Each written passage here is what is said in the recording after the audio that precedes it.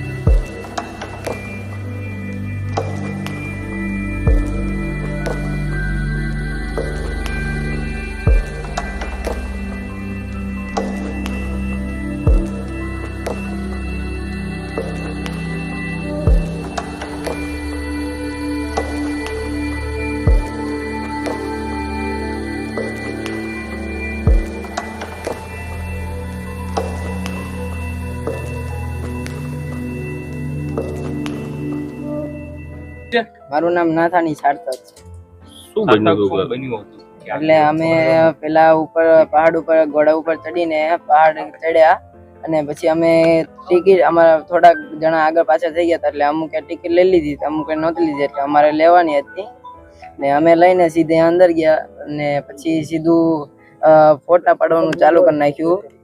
મારા ભાઈને ફોટા પાડવાનો બહુ શોખ હતો, એટલે ફોટા પાડવાનું ચાલુ કર્યું અને ચાલુ કરીને પછી ઘડીક ખેમા એટલે બે ગોળીઓ ફૂટી ને બે ગોળીઓ ફૂટી એટલે અમને એમ લાગ્યું કે ફટાકડા ફૂટ્યા ને ફટાકડા એટલે ઘડીક થઈને બધા ઓરાવી ગયા આતંકવાદી ને પછી બધા ઉપર ગોળીઓ મારવા માંડ્યા, એટલે બધા ભાગવા માંડ્યા ને મારા ફઈ બધા ભાગી ગયા હતા ને હું મારા ફઈ ને ફુવા અને મારો સ્મિતભાઈ અમે ત્રણ જ હતા ને ત્રણ હતા। પછી હું તો થોડોક આગળ વયો હતો એટલે મારા ફુવાને હુવાઈ ગયા, એમાં ગોળી વાગી ગઈ ને મારો ભાઈ સ્મિત ત્યાં ઊભો રહી ગયો અને આતંકવાદી એની હાવ નજીક આવીને એને એમ મારી ગોળી।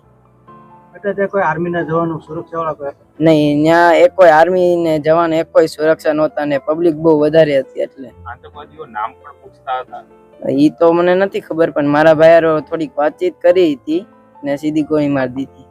અને સાર્થક તમે કે ઉપર કેટલા લોકો હતા? અમે તો 12 લોકો ગયા હતા ને બીજો અવાજ આવ્યો પછી તે રિએક્શન હતું ભાગીને શું? નહીં, પહેલા તો અમે બધા એમનામ જ ઊભા રહી ગયા, અમને એમ લાગ્યું કે ફટાકડા ફૂટ્યા છે અને પછી ઘડી કરીને હાવ નજીક આવીને મારવા માંડ્યા બધા। કેટલા લોકો હોય છે? ભાવનગરના કાળિયાબીડ વિસ્તારમાં જમ્મુ કાશ્મીરમાં મૃત્યુ પામેલા પિતા પુત્રને મુખ્યમંત્રી ભૂપેન્દ્રભાઈ પટેલે શ્રદ્ધાંજલિ પાઠવી। આજે તારીખ 24 એપ્રિલને ગુરુવારના રોજ સવારે 9 કલાકે ભાવનગર શહેરના કાળિયાબીડ ખાતે મુખ્યમંત્રી ભૂપેન્દ્રભાઈ પટેલ આવી પહોંચ્યા હતા.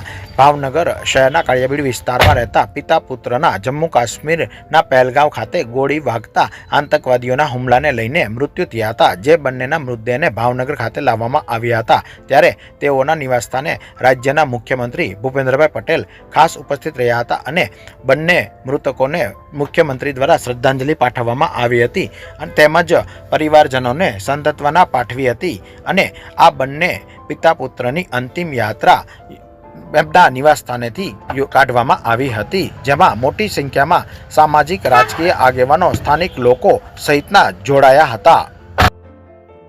યતીશભાઈ અને એમનો પુત્ર સ્મિત, જેને હું જાણતો હતો, અને પરંતુ ભારતના બીજા નિર્દોષ નાગરિકોની પણ આમાં મૃત્યુ થઈ છે. તમામ ભોગ બનનાર ને શહીદ જે થનાર છે કોઈ એ બધાને હું ત્યારે જ શ્રદ્ધાંજલિ આપવા માંગીશ અને ત્યારે જ સાચી શ્રદ્ધાંજલિ છે જ્યારે આનો બદલો લેવાશે.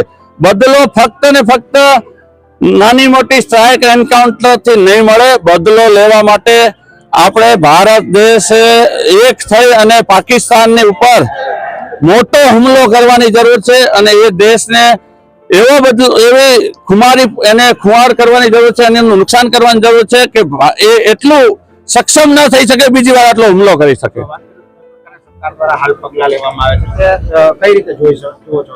સરકારે હજી કોઈ એવું સ્ટેટમેન્ટ જાહેર તો નથી કર્યું, પરંતુ સરકાર કંઈક ને કંઈક તો વિચારી રહી હશે. આ બધા ઓપરેશનો શાયદ સિક્રેટ હોય છે, એટલે સરકાર એની રાહ જોઈ રહી છે. યોગ્ય સમય અને યોગ્ય તારીખ નક્કી કરે સરકાર અને એ દિવસે પાકિસ્તાન જે આતંકવાદીઓને સપોર્ટ કર્યો તેના લોન્ચિંગ પેડ, એક બે નહીં તમામ લોન્ચિંગ પેડ ઉપર હુમલા કરી અને મુંહ તોડ જવાબ આપવામાં આવે ત્યારે જ આ નાગરિકોને સાચી શ્રદ્ધાંજલિ મળશે.